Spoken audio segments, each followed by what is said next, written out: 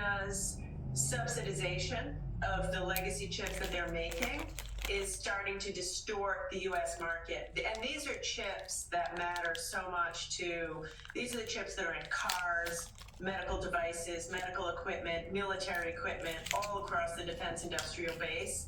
And so we need a vibrant US industry. We can't have China's subsidization distort this entire global market. So I've heard enough anecdotally that I'm worried. And so now we want to get the data so that we can have all the facts before we take any action. So given the fact that you're going to launch this survey January next month, how long will this process take to actually collect this data and then be able to assess it? It depends how quickly companies reply. Of course, it's in their interest to reply, but, I'd say a few months. So assuming that this is the situation with China, and we have seen this with China flooding the global markets for steel or solar, for example, you do have a number of tools at your disposal. You have tariffs, which have been used in the cases of steel and solar. You've got export controls, which are now using with cutting-edge AI chips. How would you approach this situation? What would be the right tools to address it? Right, exactly. So you mentioned solar, which is an important point. The reason I'm doing this survey is to be proactive before it's a giant problem. So right now, we have no reason to believe that there's any kind of massive market distortion, but it may be coming. And so we want to be proactive, collect the data so that we can be precise and targeted when we use our tools. I don't know what the tools will be. You mentioned tariffs, that's an option. Export controls, that's an option. Working with our allies around the world. There are different tools in the toolbox. Step one is get on top of it early, get into the supply chain deeply, figure out, is there a problem? Where is it? How big is it? And then work with industry and our allies to do whatever we need to do in order to protect American companies and American industry. In the release, you say the survey is going to inform policy to bolster the semi-supply chain as well. Does that mean that it will help shape some of the future investments and funding that will happen through the CHIPS Act as well? Absolutely. Every piece of data that we gather makes us smarter investors. I would think you would have done this before you had a CHIPS Act. Part of the funds from the CHIPS Act we want to use to expand domestic manufacturing of these chips by companies. I would think you would have done something like this before now. Economically, and the Chinese aren't, dumping a bunch of subsidized chips into the market. That makes it uneconomical to do this in the U.S. Last week, you announced the first CHIPS Act funding, the first investment. It's to BAE, a defense contractor. Sends a clear message on the priority that national security is playing in all of this policy as well.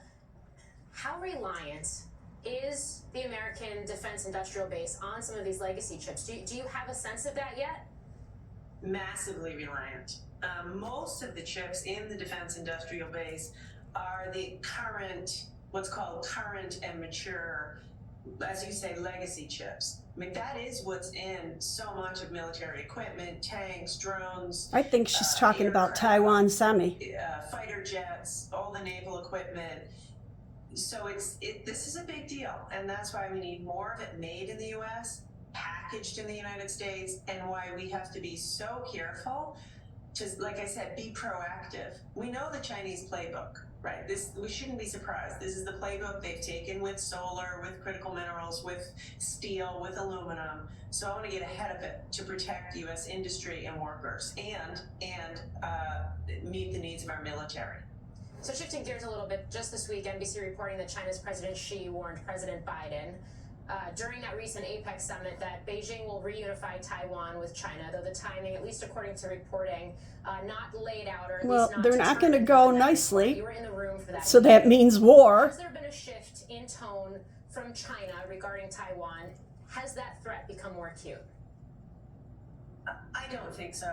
I don't see any change. I was in the meeting. President Xi didn't say anything to us that he hasn't said before.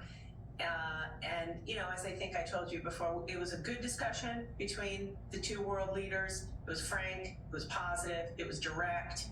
Taiwan came up, but no new news. Okay. Steel, as we've been talking about, Japan's Nippon Steel announcing a $14 billion deal to acquire U.S. Steel earlier this week. It won't union has already happen. come out against this deal. We've had a number of lawmakers across the aisles come out against this deal as well, some of them citing national security concerns. Where does the administration stand? Well, President Biden is so focused on making sure that we have a vibrant steel industry in the United States for national security purposes, and we could not ever support any deal that would undermine U.S. workers, the steelworkers union, or Excellent. the steelworker industry. So without commenting on this particular deal or any regulatory approval that it would have to receive, I think it's fair to say it would receive a good bit of scrutiny because we have to protect the U.S. steel industry, U.S. production, and You did it in the US steel past. workers. You protected us in the Interesting, past. because Nippon has been out this week saying that this deal would actually help to counter the heft and the dominance in the steel market that we've seen from the likes of China. But the Biden administration also this week taking the first step toward regulating AI, part of that rollout of the executive order. All of that's happening. In the 1980s, the government stopped right now, and Nippon from asked coming the into our steel Secretary industry, about that, so let's see if we could specifically stop it the again. balance of doing that, safeguarding and regulating generative AI, even as Well, some of she these can other talk countries like AI. We China don't have to race talk to develop anymore. their